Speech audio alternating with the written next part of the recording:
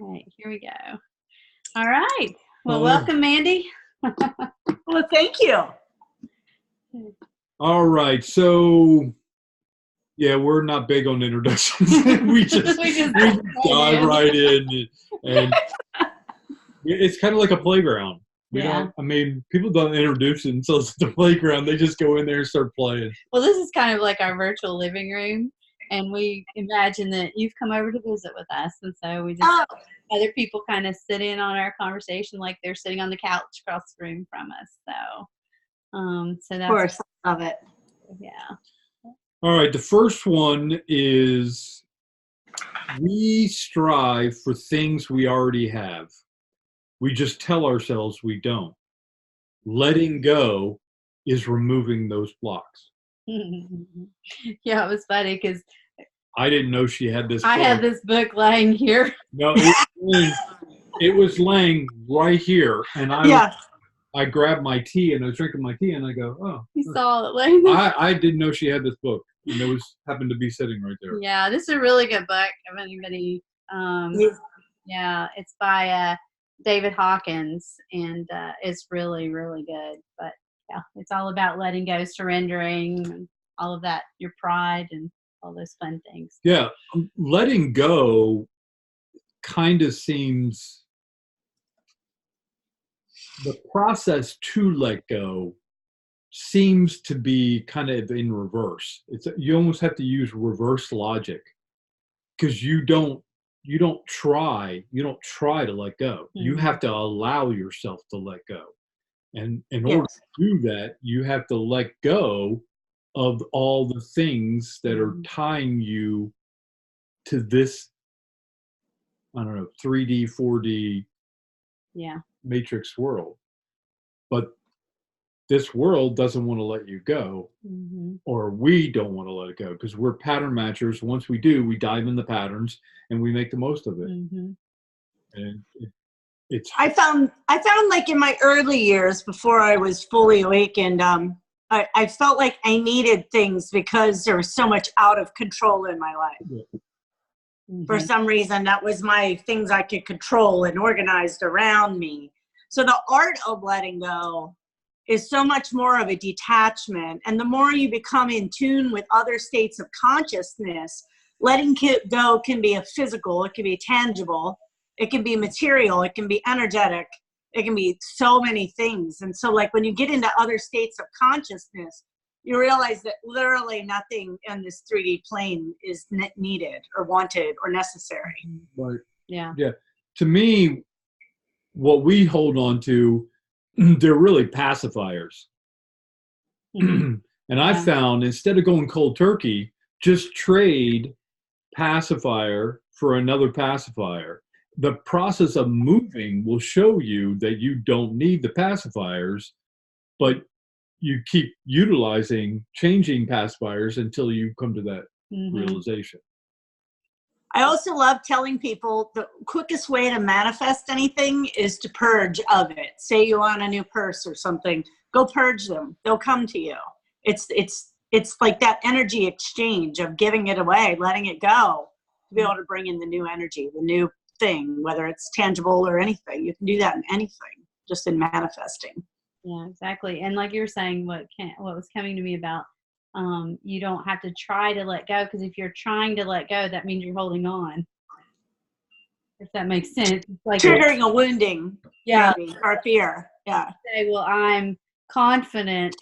If you're having to say you're confident, it means you're not confident. Because you're having to say it to yourself because once you believe it, once you let go, you don't think about letting go. Exactly. Yeah. Yeah, I mean, but here we are talking about letting go. Exactly. Well, it had to come up. Somebody needs to hear it.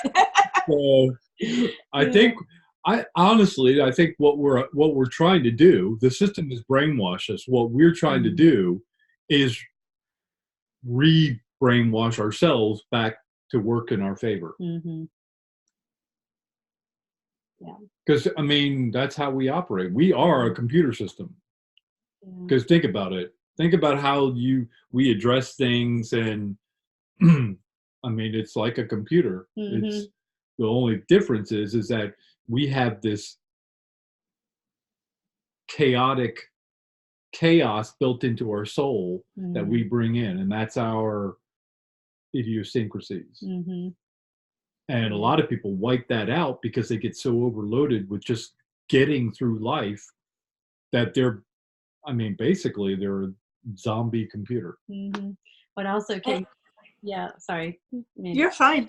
Yeah, so what also came up when you said the computer analogy is, you know how you get things that hold on to different sectors of the memory, and so you have to clear it out. It has to be cleaned out. So, so we're kind of like that. The more we hold on to things, the less efficiently and less energy we have to operate, in this environment. Just think how much energy comes through us, just sweeping through you all day long, And so like you have to just be able to detach, just let things go, not try to figure things out. I used to be that kind of person in control. Why is this happening? What is this energy? What is this doing? What do I need to know? How do I? And then you're like, gosh, I really wear myself out that way. That sounds like I'll speak for myself. I've definitely grew up OCD. And that has been the biggest thing for me to let go. But I actually got to see myself doing it. Now I haven't completely gotten rid of it, but it doesn't run my life like it used to. I couldn't walk out of a room unless it was set a certain way so it would release me so I could leave the room. Now I don't feel that. So that's a big difference. Yeah. One of the tools that we were just talking about actually before we started recording was sleeping. So if I can go take a nap, that's the best way for me to let go, because it's like I can reboot myself. I can go lay down, go to sleep, wake up. Like, okay. I could let go, I guess, but I find myself when I'm sleeping, I'm just filtering all the time. It's not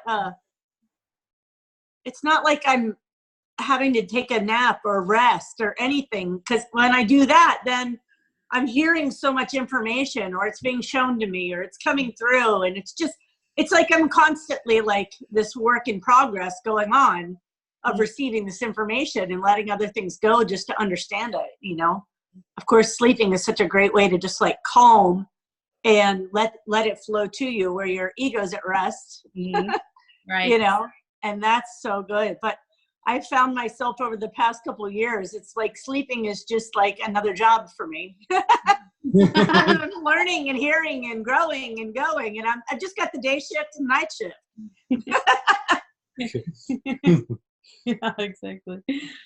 All right. The next one is, if you cocooned yourself for internal transformation, might your heart release your butterfly? You believe it works for the caterpillar. Why not you? That image came up for me yesterday when I was talking to somebody, that very image of the cocoon, and I could see her in a cocoon. I was like, energetically could see her in the cocoon. And she was feeling very detached and lost, and it was like, but for me, not being attached to the situation, you could energetically see it. Yeah. It's just harder for us to see it for ourselves sometimes, I think. Well, I like how that goes hand in hand with letting go. Yeah.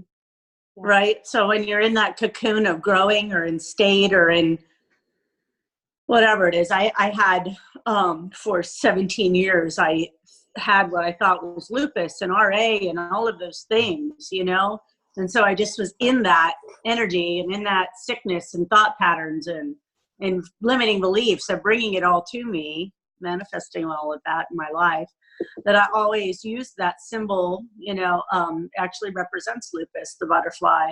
And it's about that letting go and freedom and just kind of like that innocence, but it's just the growth. And now I see it so much in my life.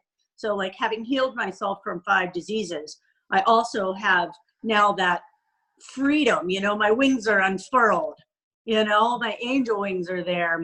I'm just open and healthy and whole. So, it can have so many different meanings, but I like that with the letting go and then the taking off at the same time. Yeah, the impression I got is that it's we each are a series of butterflies. So imagine caterpillar turns to a butterfly that then cocoons and becomes another bigger, more bolder butterfly, which then cocoons. And that's kind of what I see going on until we get to a point where it's some kind of equilibrium where we feel like we can, like, not pause, but I mean settle into it. Where that is, I don't know. I mean, because I don't know where my thoughts come from. Right. I don't know where my good ideas come from. But like I've said before many times, I'm not the brains of the outfit. You know, the higher self, right? Everything. So I'm at the point now where I trust. When I go to get this list, I have questions, or I don't know how this is going to work, or whatever, and my higher self or my counsel, they just say, do you trust us? And I'm like, yeah, absolutely, because it's always worked. Name one time, all the videos we've done where it just didn't flow. No, every one of them has hit. Which, I mean, if we're playing odds, yeah, because I don't know how many videos we've done, but it's a bunch. Yeah. And a lot of times things come out of this that if you had asked me 5 minutes before I went in that room, I wouldn't have been able to tell you. Yeah. Right. Yeah, exactly. I get that too, because when I work with clients, I know nothing about what's they're needing, whether it's in healing or in knowledge or in dissolving, in their DNA or in their cells. I never know what it's going to be. I just let it go and I let it come through, right? I just allow all my angels just to step in and take over as I channel them. And so every time I have 1,000% trust, because it always shows up and it's always on target and it always works out. But that process of learning to trust wasn't overnight. No. You have to let go of biases. You have to let go of expectations. You have to let go of doom and gloom, like, this is not working, or whatever. You have to completely zero out yourself. And that's hard to do when you're living life and all these things are going on. But somehow I'm able to stop the swirl and zero it out. I don't know how else to explain it. Then it's more than just finding a comfortable spot. It's feeling like you found the eye of the hurricane, and now the hurricane is responding to you, but on the outside. So now you can move around inside that eye where it's calm. Yeah. What also comes up for me is in this combination of the first 2 points we've covered here, one is the caterpillar had to let go of being a caterpillar in order to become a butterfly. Yep. And so in our process through growing as we do, it feels like to our ego that we're losing our identity, or we're losing who we are, or what we're known for, or, it feels like an attack, so to the ego. And so it's like that you just have to work through it in whatever way. You were talking about pacifiers, ways to work yourself through it, ways to work with your mind, work with your ego to get through it. But that's what came for me when you were just talking about that with the caterpillar. Because if the caterpillar wouldn't let go, it would never be a butterfly, and it would be a really big struggle for it. But if it, and that can be with every little life lesson, you know what I mean? As you expand and grow, it's like it just gets so much more clearer. I like what you were saying, Tim. Like, I feel when I'm working in my soul's gifts, right, everything becomes clear. And that energy comes through, and I'm like, oh, this is the best feeling in the world, right? Because you're actually doing what you're intended to do in this human experience. And so there is nothing else other than, I don't have to know how all that happened, but it happened, and wow, it's surprise and delight. There's that happening, and then the rest of the time is dealing with all your blocks that keep you from being in there. Yeah. Big, small, doesn't matter, but you're either in it or you're not. And when you're not, it's because of these little blocks, or mental, you get stuck in the brain instead of the heart. Right. And that's what I feel like I'm juggling now. But oftentimes I need a target like this. Knowing that we're going to do a video gives me a target to put. And I say, okay, that's great. I know it works every time now. Now, how do I want to take that a step further, and I want to get in that when I'm just sitting in the other room, and just be able to be there. Pull it into that, point. Yeah. Yourself. Yeah. Even without a target. Yeah. Just be in that. I mean, period. To just be is like that energy in itself. Well, you got to give up that push, surrender, that pressure that you've got to be doing something. You always have to be doing something, even when you've got time to relax. Oh, I need to watch TV, or I need to turn the channel, or we always have this rush to do something. You got to fill the space. Got to be productive. Exactly. Yeah, you only have so many breaths, and you got to make them useful. Yeah, dropping dropping that, watching myself drop that was very heart opening. Because you can't do it with your brain. You're not going to understand your way there. No.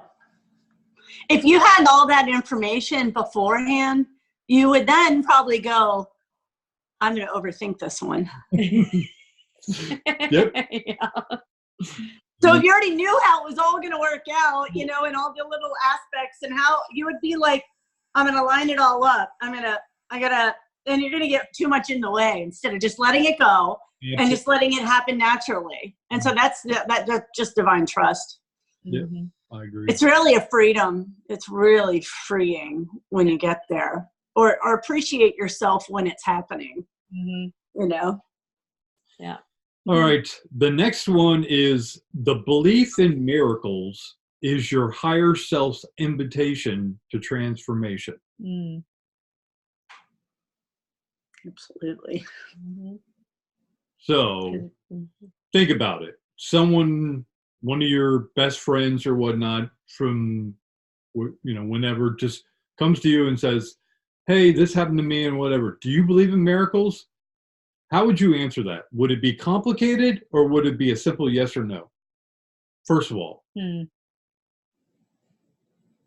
Yeah, I would say yes, but I would add to complicated. Yeah. So that right there tells you something about yourself and what you need to do. Yeah. If it's not a simple yes, then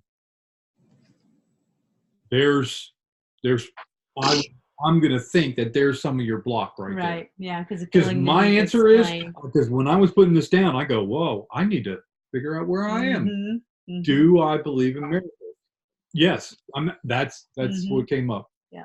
I didn't have to think it. It wasn't like, do you believe in ETs?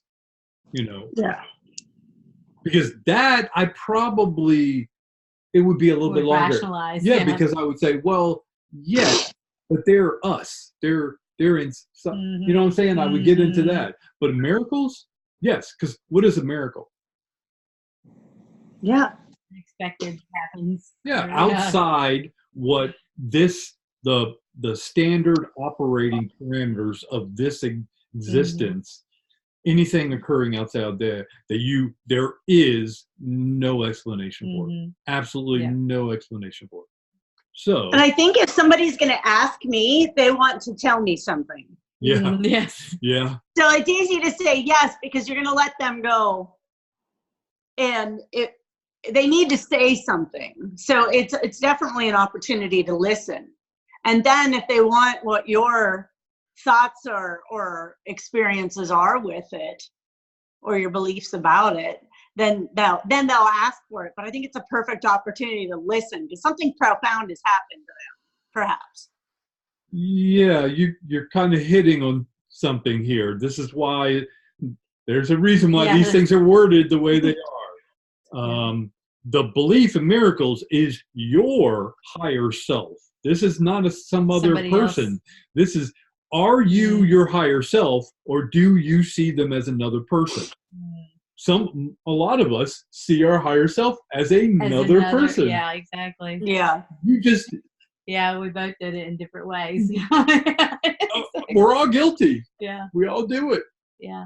And what if they're being triggered by something in their higher self, awoken or not? What if they're being triggered to ask somebody about miracles who has an experience, to have that energetic?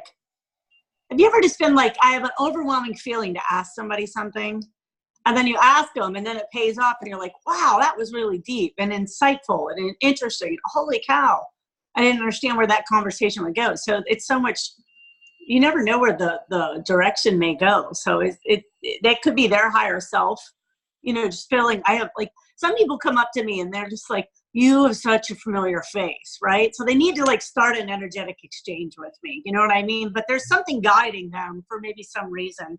Maybe maybe it's just a friendship. Maybe it's a benefit, for them in healing or in spiritual, or just a sistership, or, something. So it's always got that person guiding you, or that your higher self just kind of inkling could be. Well, I find it interesting that both Mandy and I thought of other people, because Both you're talking about the cocoon. Both of you are doing it. Yeah, because you talked about the cocoon being your own thing. And so this is about me, whether I am my higher This list is now starting to, like, the light bulbs are off my head. Why it's in this order, why they're worded that way. Yeah. And we're only 3 in. Yeah. This is me and my the belief just inside me, the belief of it, of my higher self. And I just went immediately to somebody's asking me. Yeah, you both did. We both did, yeah. And which is, it's very telling. It's not, me. There's no right or wrong. No, it's very interesting. If you're willing to look around you, your own behavior, 360 degrees, no one else judging you. You may say this, but your actions tell you this is what's going on. Which one's right? Yeah. Your actions or your words? Yeah. That's very interesting, because I was looking at somebody else asking me versus it being, read that last point. It said the belief in miracles is your higher self and higher self's invitation to transformation. So it's just me and my higher self. That's it. That's it. And I immediately thought of another person. I know. I know. And I didn't. Isn't that funny? I didn't. You didn't at all. I did. In fact, when you were talking, I was trying to figure out what you were talking about. I'm like, what? Why is she talking about somebody else? I was right with her, because I knew. Because I knew what she was doing. What is going on here? Because we're on the same thought pattern. Me, the whole time, I'm thinking me. Yeah. Like, wow, I'm being tested. And then I'm hearing you and going, what am I missing? Yeah. What did I not get? Yeah. So there's no right or wrong answer to it. It's a matter of perspective. Yeah. Absolutely. That's what each of our truths are. Yeah. No one's going to have everything. It really is everything. Yeah. So I'm after we're done with this video, I'm going to go away and I'm going to have some thinking to do, and then I'm going to watch this video like we did, and it just wow, I missed that, or man, I didn't even realize that this is where I was going, and that's why I was,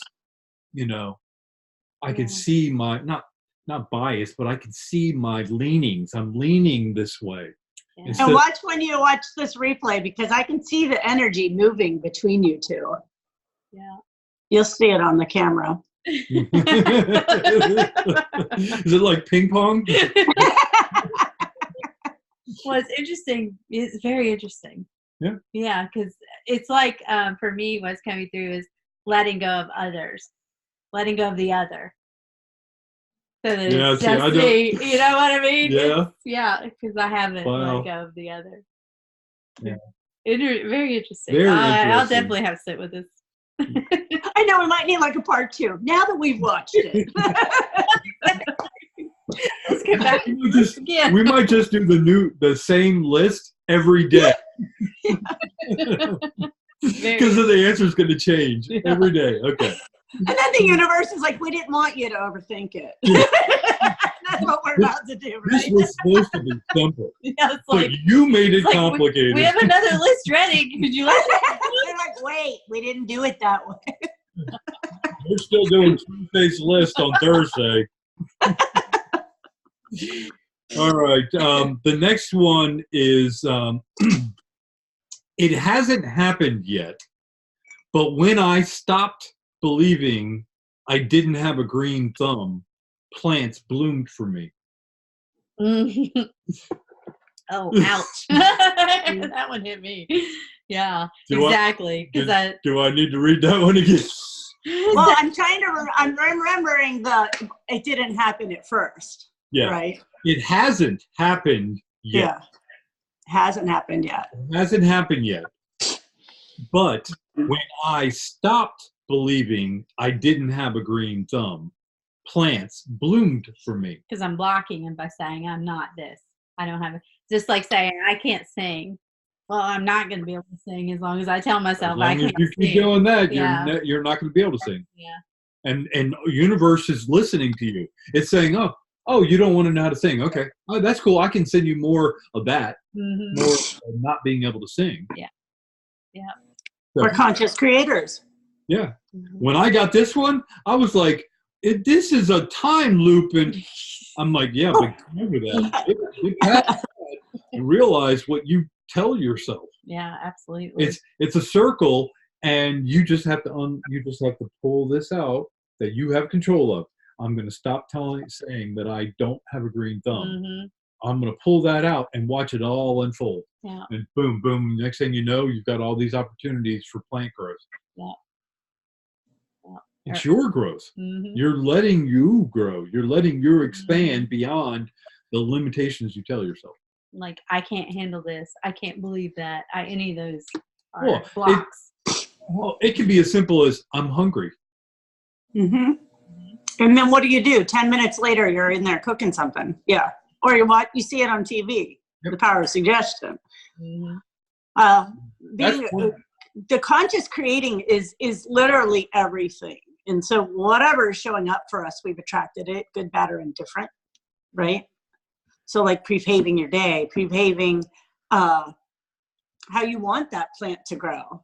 It's up to you to not be in the way with your different thought patterns, so your manifestation can speed up. So the quantum speeds of the manifestation can come along with it. Instead of you going, but that usually doesn't happen to me. Or, no, it's self-esteem or whatever you want to label, maybe, or maybe not, just limiting belief. Yeah, it can be on anything from skill to I'm not worthy to I can't do that. So it can be on anything. That's very interesting. And universe is listening. Yeah. And you don't have to say it. You don't have to say it. It's your intent. Oh, yeah. I literally had to change that about myself for years. I was a very negative self-talk. Like every time I'd get ready in the mirror every day, it wasn't a good story I was telling myself. And so the more I became open to that and people helped guide me in that. And then I went to like NLP training.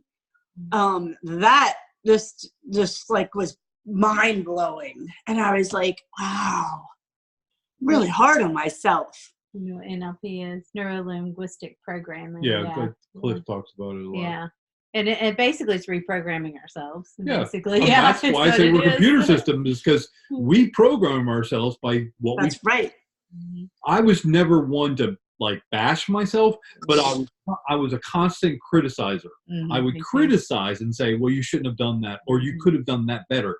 I wasn't calling myself names. I wasn't so much belittling myself, but I was reducing my energy. I was actually not giving myself props when I would focus on the things I didn't quite get right. And I would skip over all the things that I actually could have been proud of and could have used as a springboard. Yeah, I did the same thing. I'd still do it from time to time, but I'm much better than I used to be. Yeah. But every occasion I would always be, and I thought of it as constantly improving. It's like, well, I want to be better next time. Well, I mean, that's like the John Butler trio is like, life's not about better than. It's like, we're so programmed to want to, be better. So we look at what we did wrong and try to improve Right. wrong, and we just block ourselves. Well, we do that. It's not just that. It's the system has used this. I mean, that's what our prison cells are made out of. Amen to that. Yeah, that's true. Mm-hmm. They didn't put up physical walls. No, it's us. They put up mental walls, and guess what? They use their own material. Yeah, and when you can shift your thoughts to being intentional, it's mind blowing what you can do and how powerful you are when you believe you can do it. Well, if you had to pay by the word in your own money, would you become a lot more responsible about what you say, even if it's just a thought? Or if you knew how much your own thoughts affected someone else in your family. Yeah. Oh, yeah. That's what my turning point was. That was my shifting myself, because I have a daughter. And so I realized all that negative self-talk that I was feeling about myself, I was literally projecting.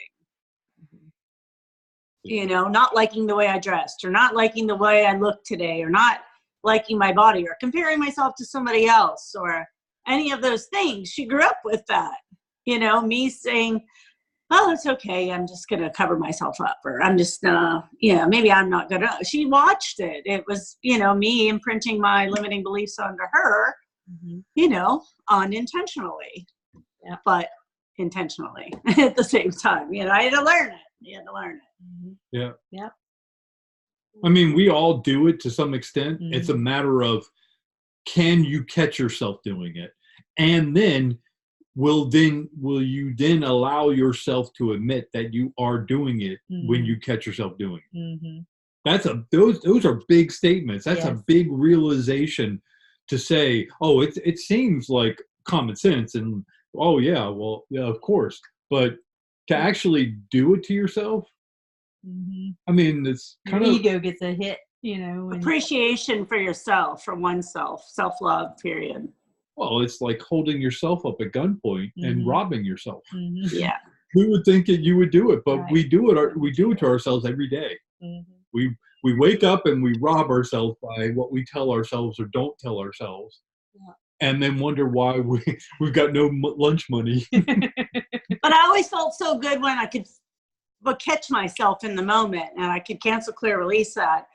And then I was like, ooh, I'm getting better at that. I'm getting stronger at that. I'm getting, and so now it's just life. I don't have to really cancel, clear, release that. It's just, I'm living it, but in the beginning it wasn't that way. I literally was, it was in every moment and every hour, 40 times an hour. And then I was like, oh, so, the next day, maybe it was less, or the next month it was less, the more you begin to do it, it's just muscle memory and reprogramming yourself.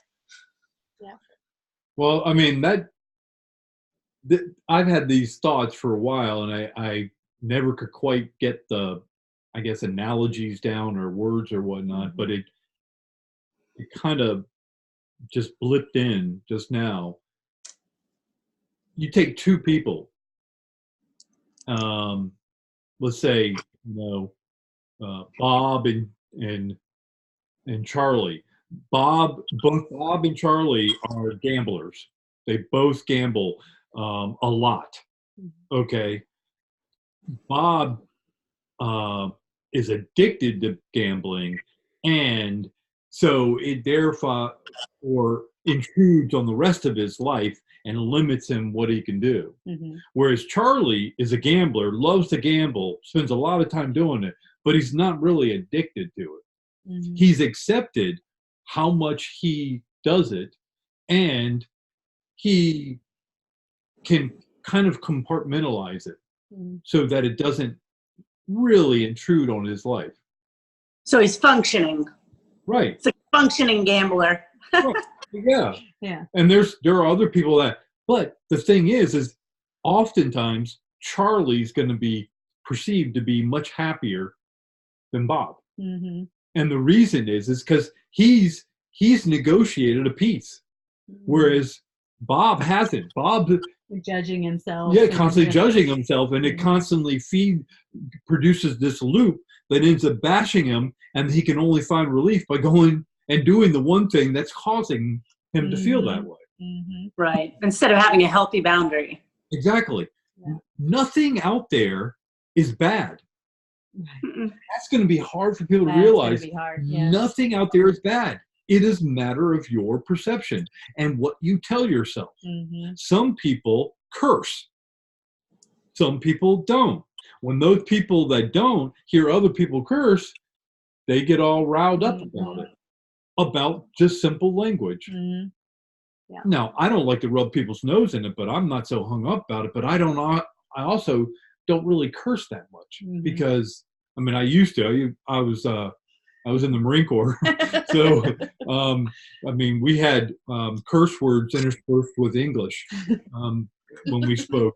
So, but it's a matter of perspective. Yeah, it really is. If you get hung up on something, no matter what, going to church, whether someone curses,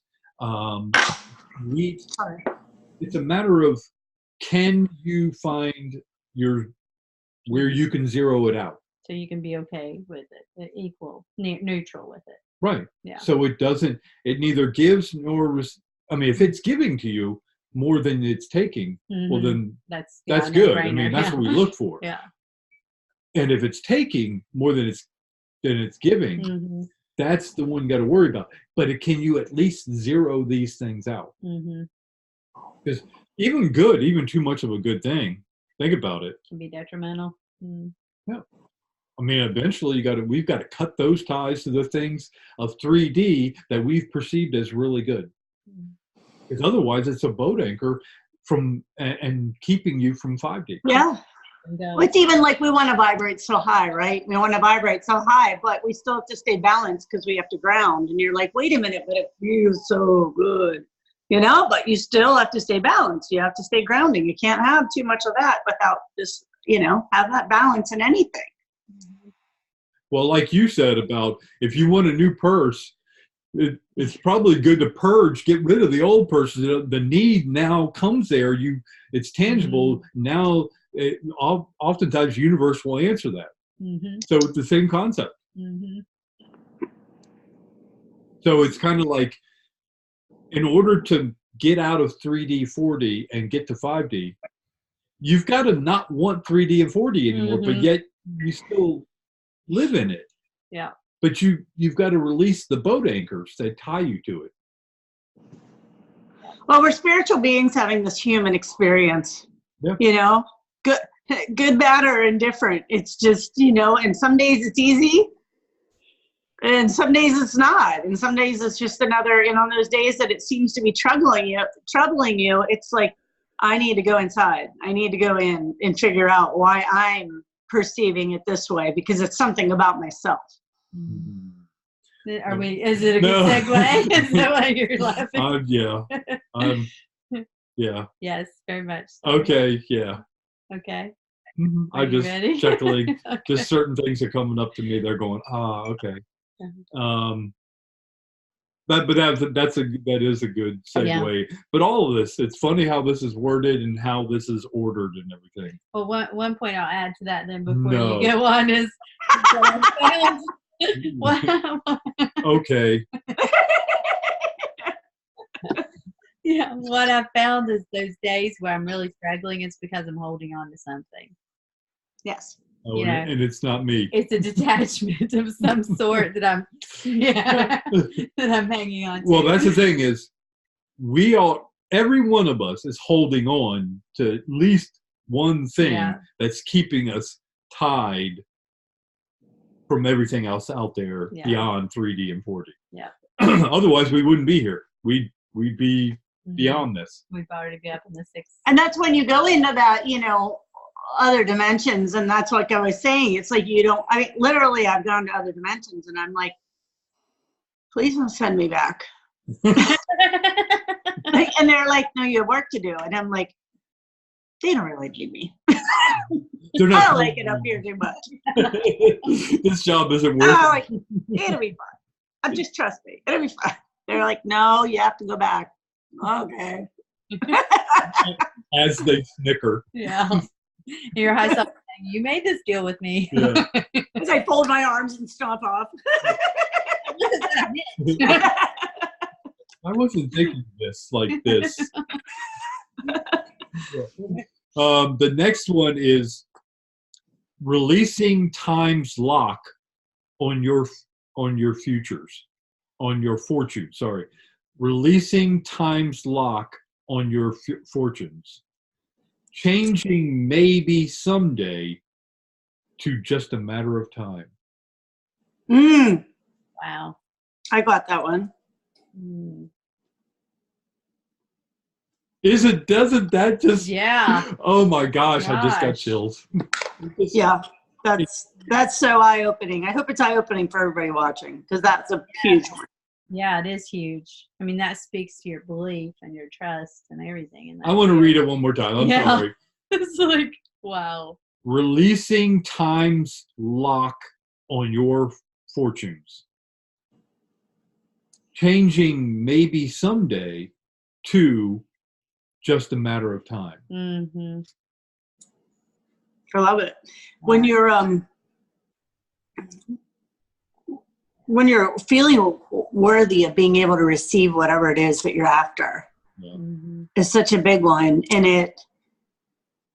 you're unlocking that within yourself, because primarily we like to give. We like the rush of giving to people and all of that. But when it's about us receiving, and we know we need to receive it, or we could receive it, you kind of get that creeping up of the, maybe it hasn't happened for you in the past, but maybe, all of that. So I see that unlocking of the worthiness, and then it just puts you into that, where we don't have to be in servitude all the time. We can be conscious and grateful receivers, which is hard for us. And I think that's just kind of that, getting into being able to unlock and let go. And then when you get out of the way and you feel worthy of it and you watch it flow, then you're like, oh, wow. I tell people all the time, if you realize how easy manifesting is, when you realize it, you're going to go, I made that so freaking difficult. Mm-hmm. Yeah. And why can you feel worthy of manifesting a number or a butterfly or a flower, but you don't feel worthy of manifesting $2,000? Mm-hmm. Why is there a difference? Mm-hmm. Limiting money belief, maybe? Worthiness? Deservedness? Yeah, because there's beliefs around, you shouldn't have it. It's not good. What it made me think of too, and maybe see if this is what it rang for you, is the caterpillar doesn't wish it can one day be a butterfly.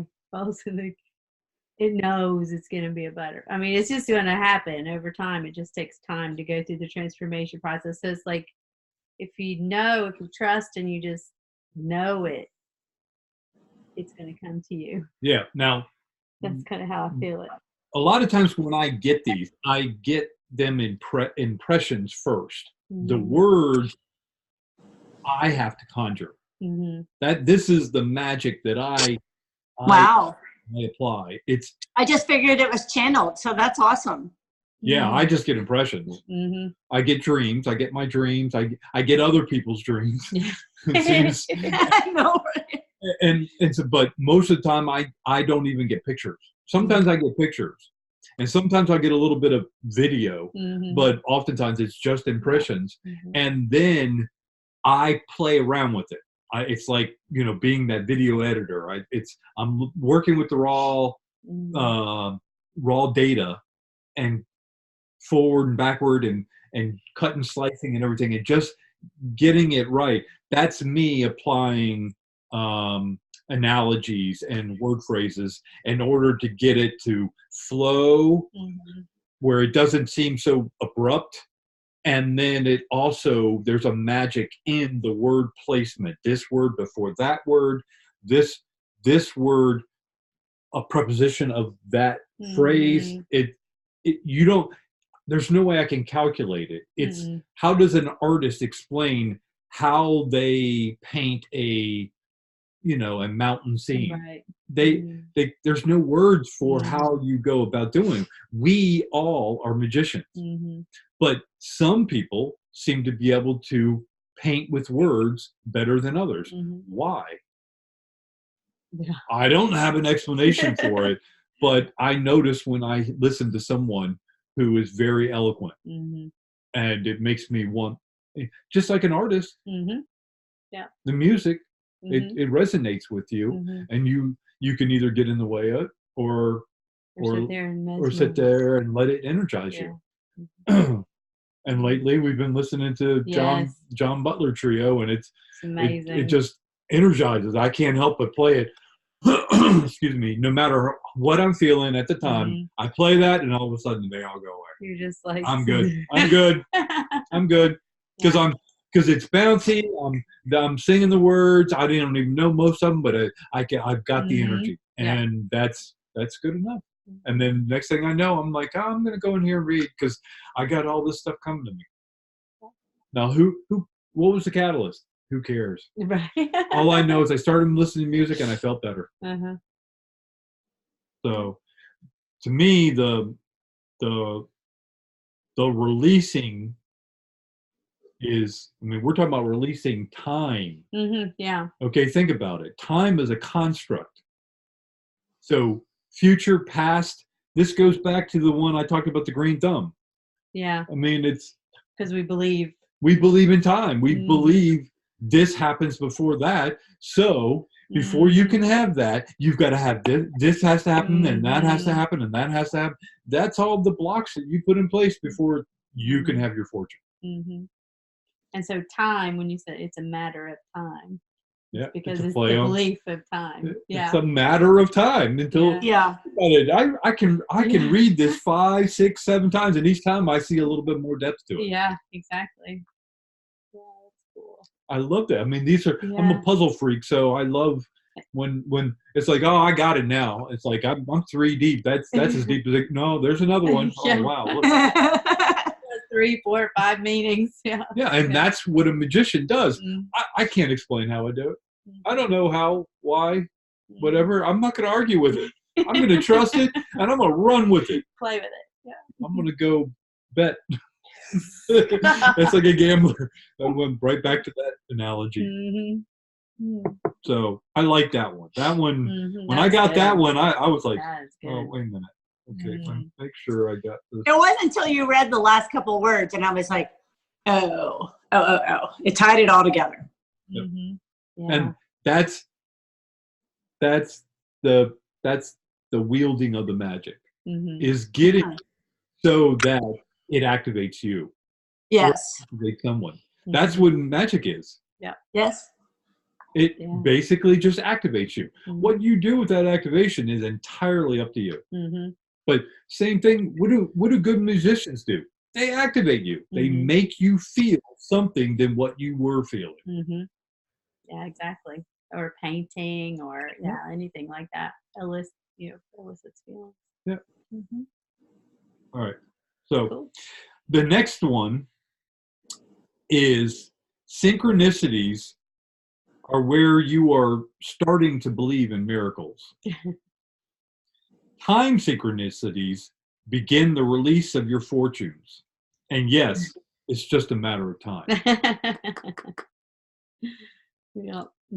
So synchronicities, you have already opened the door. If you were having any kind of synchronicity, she talked about it like whenever she picks up her phone, like when she's at work in the morning, she gets there and she's already been doing stuff or whatever.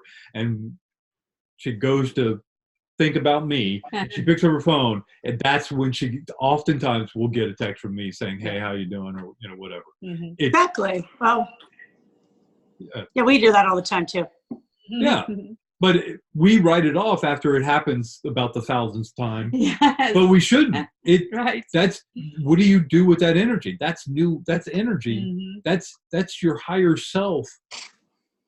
Basically waiting. It's giving you the invitation to come in, to come into your higher self's residence and partake. I say I'm not the brains of the outfit, but I want to be. And if I'm not willing to accept these invitations and take them a step further and step further, I don't want to have to keep waiting for the next sign. I want to like almost look for my own activations. Yep.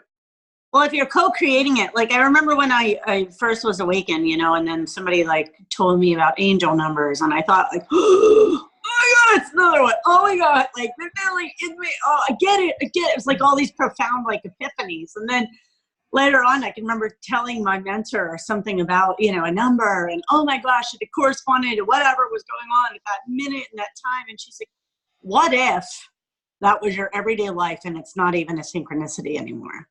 What if it's just you're living in the magic all the time? Because you just see it and you just know it and you just trust it and you see it all around you.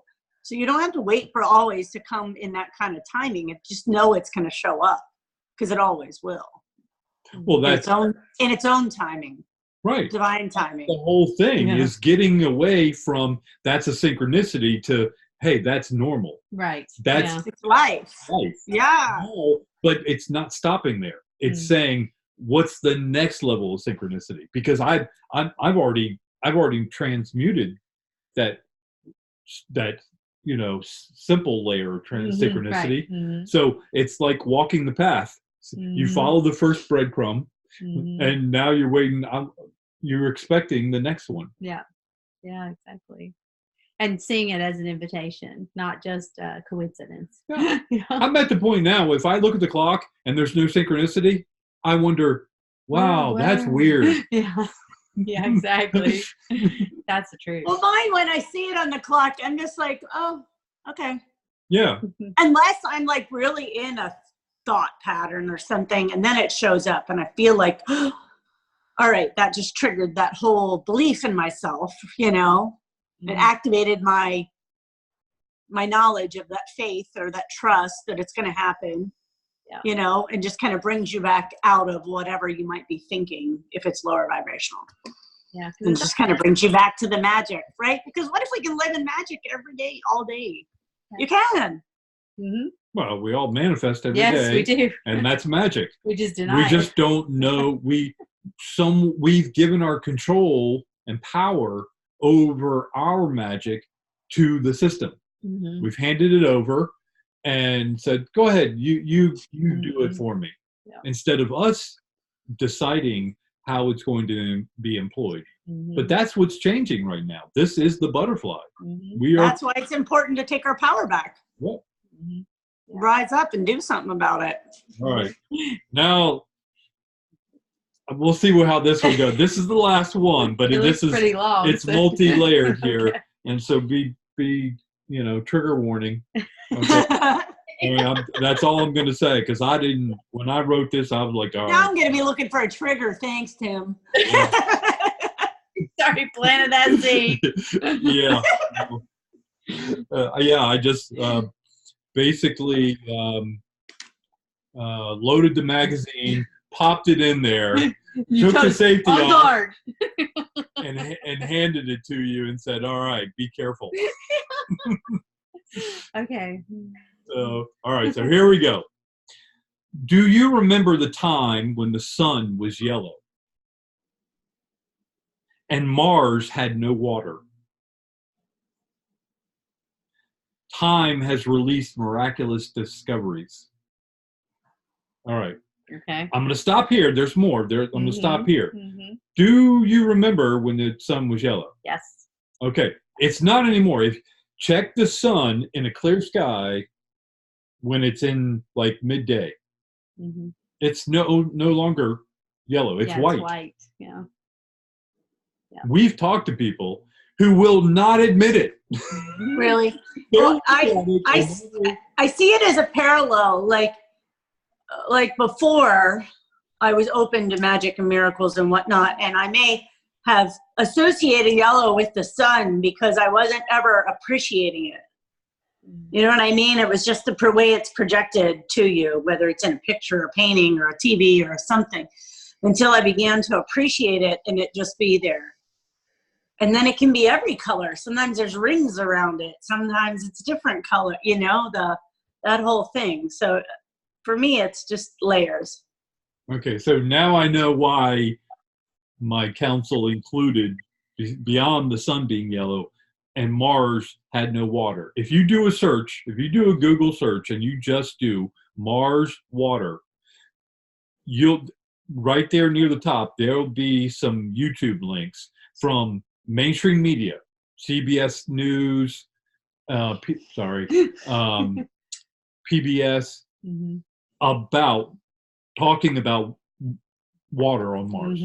Yeah. Not just frozen a little bit at the tiny bit at the solar. Steam and water. But actually water underground, huge lakes of it. Wow. Yeah. So just keep that in mind. As I said, time has released miraculous discoveries. We went from a time that we thought the world was flat till it was a sphere. And the Earth was the center of the universe. Yeah. I remember when our solar system was everything. Yeah, that's what they taught us in school. You know, it was just, and it just went to Neptune. Yeah. So here's another time release for some of you. Not all of you. You know, some of you will know this, and that's fine. I'm not trying to criticize anyone. I'm just, you know, if it activates you, great. If it doesn't, you know, no harm done. Okay. Nuclear power plants don't produce nuclear power. I don't know if people know this. Nuclear power plants do not produce nuclear power. They make steam power. Right. They just use, let's just say, the hot atom to heat water up. They're just really, really, really expensive steam engines. Wow. Most people don't realize that. It's basically, it's basically to like taking a Saturn rocket to the sun and using it to heat water and then come back. Yeah, it's crazy. For some coffee or tea. Yeah. So why do they refer to it as nuclear? Because they split the atom, which causes heat, and they take that heat, they don't take that power to power systems. They take the byproduct, which is the heat, to heat the water up to produce steam inside a steam engine. Because it produces a lot of heat. Yeah. So when you hear about a meltdown, that's typically because they lost the battle with the heat. I lived near power plants growing up. Yeah. So you probably glow in the dark. I probably do. I can do that energetically anyway. Yeah. How many fingers do you have? It's not my fingers, it's my 3 toes. Okay, well, there you go. So a lot of people, I mean, if you don't believe me, I mean, which is fine, go look I believe you. For anyone. Yeah. I would have no reason to not believe you. Yeah. All right. So banks don't lend real money. They take in a dollar, and then they lend it out 9 different clients. That same dollar. Now, a lot of people don't know about the fractional banking system, but it is, let's just say they have the power to create money that was not granted to them from the people. That's my issue. A lot of people try to justify, well, this is how we spread the wealth. No. That's how the wealthy stay wealthy. Because they control the money supply. Yeah, because if all of us went to get our money, it's not there. Only one night. It'll crash. Well, actually, less than because it happens over and over. And Yeah, over because again. basically, think of it. If they had someone deposited $100,000 in the bank, okay, so that's cash that goes in the bank. The bank will then, if there's let's say they have to keep 10% in reserve. It's whatever. Let's just say that's the law. They have to keep 10% in the bank. So you take of that 100,000, they have to keep 10,000 in reserve. That leaves them $90,000 of cash that they then lend out. Mm-hmm. Well, when they lend that money out, they don't go around handing out cash. They just give people access to funds. Mm-hmm. Right. Right. So then that person ends up keeping that 90,000 still in the bank. Mm-hmm. And then they then lend that money out. They have Mhm. to keep 10% of that, which Yeah. is 9,000. Mm-hmm. That leaves them 81,000 to go ahead and lend out to another And it happens person. over Do you and realize over and over that and over again. 100,000 ends up becoming $1 million? Right. Yeah, it's crazy. Yeah. Now, a lot of people say, well, what's the harm? What does it do? And whatever.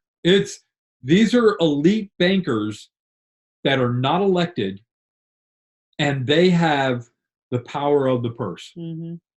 They hold it, and we cannot challenge it. We can't tell them no. And guess what? When they run into trouble and there's a crash on their bank and whatnot, Yeah. what do they end up doing? Asking for us to build them They out. end up coming to Congress and asking us to bail them out with taxpayer. Right. Right. Yeah. So because we believe, is that how it loops back to what we were talking about? I in don't the know. You magic? tell It's me. because we believe in We it. believe, so we believe that they can do it. Yeah. We believe them into power. We believe that they can continue to do it. Mhm. And we believe that we have no power to stop it. And that we couldn't do it without them. Right. Yeah, kind of thing. Yeah. Mm-hmm. But if you have that positive energetic exchange with money, right, knowing that it is man-made, man and forest, all of that, then it really, though, shouldn't matter too, well, right? Let go of that we need or have to have money back and forth. We're always going to be provided for. Right. So the way I look at this last item with all these subcategories is, can you get over each one of these, forget about them, transmute them, and then make it work? Create your own going forward. Yes. Whatever. Yes. The banks are doing it. They're creating their own money. I really, I can't imagine what it's like to work in a banking industry, just energetically even. Mm-hmm. It's always about money, fear, lack. Is it about abundance? I don't know. I didn't work in banking. I'm actually a CPA. So I worked for a big 6 accounting firm. So I'm not saying I know a lot of bankers, but I talked to quite a few. Mm-hmm. Talking to a banker about, let's just say, what those who are not bankers on the outside think of bankers and what bankers do and whatever, is it would be kind of the equivalent of trying to make a gambler feel bad about gambling. They don't really, they do. Sure. they don't really know they have a problem, and they don't seek help until the problem so engulfs them that there's no way they can avoid it. They've lost their family, their wife, their husband, their kids, their job, whatever. It's only then that, I mean, think of an addict, any kind of addict. I'm sorry to pick on gambling, but it's like that. Well, bankers are the same thing. They wouldn't be in it if they weren't they already went through the initiation. And I'm kind of like where we started. Mm-hmm. There is no evil out there. Right. There's only light and dark. That's it. It's moving from light. Mm-hmm. Light is energy. Dark is no energy. Mm-hmm. So it's actually, the universe is built on energy moving from light to where there's no energy, dark. Mm-hmm. So are the bankers doing anything wrong? If you perceive it wrong, then it's wrong. Yeah. And lots of people, until they know there's an issue, are they projecting, why is this happening? Or are they thinking, is this happening for me or is this happening to me? Yeah. Well, that's what we're doing with all of our life. Yeah, exactly. That's why we win it. Because everything is working out for you if you put that perception into your brain about it. Yeah. Well, everything is a perception. Because we did it. Because we're doing it to ourselves. Yeah. But that's what this whole thing is about. Yes. I understand how this all ties together. It's saying, can you get over it and move forward? And leave it behind and make leave completely. You have and I'm not, and it's nothing overnight. There's no magic. Can I say yes? Yes. But it took a long time. Yep. The building of up and down about it, of learning. Yep. Universe believes it wasn't overnight. Yeah. Universe believes in free will. That means you can believe whatever you want. But you kind of have to live with the consequences of what you believe and what you don't believe. It goes back to the one about the green thumb. You're gonna, what you believe, you're going to receive. Yeah. Yeah. I was the kind of person when I've known about the fractional banking system. I kind of told her about it years ago, and she was surprised. I didn't know. Yeah. She didn't know that's how it worked. It's very eye-opening because you may or may not ever think of it that way. Just like I never really even thought about it that way, so I'm so glad you brought it up. Just like I told her about nuclear power. When I first told her, she was like, "What?" No. I'm like, And the same thing with coal-fired power plants. They just use coal to make heat to do steam engines. Yep. It's the same kind of principle. Steam engines, a lot of people thought that we left steam engines before the advent of the car. Everywhere. They are. Whatever his name is. The secret, it doesn't really matter, but the secret is water. Water is the secret. Water is the secret. Once people realize water is magical. Yes, it is. It's so many magic. Water picks up your emotions and will display it under the microscope. Go check it out online. Water is programmable. Exactly, and so are we. What are we made mostly of? At least our biological unit. Water. Right, and what is our soul doing inside our biological? It's there for the ride. It doesn't really get to drive. No. It's programming our water. We can program our water. That's a good analogy. If we let it program our water, which is our higher self communicating with us. Think about, and you get in the flow of water. Yeah, exactly. You get your brain and your thoughts and your beliefs out of the way and allow that soul to cleanly program the water. It's almost like, how some people like pray over their food before they eat it. Well, when you pour a glass of water and you are intentional of what you want it to do for you or provide for you, and then you ingest it, right? So it's going to go into your cells, into your molecules, into your skin, into your everything, right? And so it is like your higher self, or you're just telling yourself, hopefully you're telling it good things. And then it's going to react in that positive light. Why would we do anything different? But at the same time, that's everything about living intentionally. Yeah, that's like the gambling and everything else. It's like if you're saying to yourself, oh my gosh, I shouldn't be doing this, then it's going to have a negative effect on you. If you're thinking, oh, I shouldn't be eating this chocolate, that chocolate's going to have an adverse effect on you. Or you say, oh, this is, I'm not saying chocolate is the most healthiest thing, but anytime you project into that, whatever it is, or that activity, you were saying that earlier with the gambling, that's what it's going to hold. That's the resonance it's going to hold. I wonder what in gambling, if that said person has the energy to even know what would their life be like, because they're living in something of lack and needing more of. And so what if you could be a gambler? What if I could go to we only have, the casino boat. What if we went to the casino boat, but we had intentional thoughts about how it was going to go. And we thought about how it was all going to be and turn out. And then you showed up and all these little synchronicities and serendipities happen while you're there. But you're not saying, I have to get this or that. And you just kind of let go of whatever the outcome. Can you imagine how much more fun than they would have? That's life in general. All right, but I've known some real gamblers, and if you think that they gamble in order to win, you've missed the boat. Right. Oh, no. No, that's not what she's saying. They're gambling to soothe the feeling, or to lacking something, and they want to do turning on that TV, or because they're fueling their need to do it is already a lack mentality. Lacking something, and they think it's going to make them feel better, is what she's saying. Filling a void, perhaps. That's one. If it's an addiction.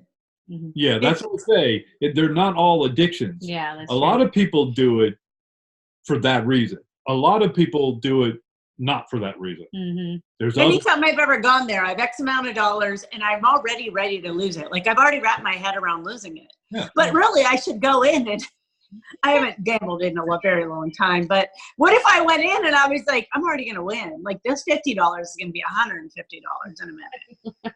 But before I used to like go in and go, I'm just going to wrap my head around the fact that I can lose $50. It's not going to make or break me. And I'm going to go have fun. But that wasn't a good way to go about it because I was literally probably projecting that. Yeah, we do it with everything we do. Yeah. Yeah. Well, now I want to go gamble. The thing is though, the gambler has chosen that. That's their block. That's their lessons. That's their dragon to get over. Okay. Mm-hmm. If you haven't chosen that, then you can't really understand from a gambler's point of view. Right. But we've each chosen our own dragon. Yeah, we have. Oh, yes. You think about it, it may not be one thing. It may be a collection of things, but if you look at the trajectory, you'll see that they all point to basically the same thing within inside yourself that won't let you step beyond that point. It's the barrier. It's that barrier. It's exactly what we talked about with the belief in miracles. Mm-hmm. It's the difference. It's where you set the barrier that says on this side of the barrier, you don't believe in miracles. On the other side is no man's land. Mm-hmm. Yeah. And you say, I don't want to be in no man's land. Instead of I want to believe in miracles. Yeah. Exactly. Yeah, it's just amazing how this came together. Yeah. I know. That was awesome. And the great thing is that even though you guys weren't physically there while I was putting this list together, your energy was. Mm-hmm. So sure it was. Contributed energy towards pulling this together. Yeah. That was fun. Yeah. Very fun. All right. Anything else to add to this one before we wrap it up? Put a bow on it. Thank you for having me. Thanks for coming to play. Hold on just one more. Anything else before I close it? Nope, I'm good. Okay. Anything else, Mandy? Nope. Mm-mm. All right. See you later. Hang on.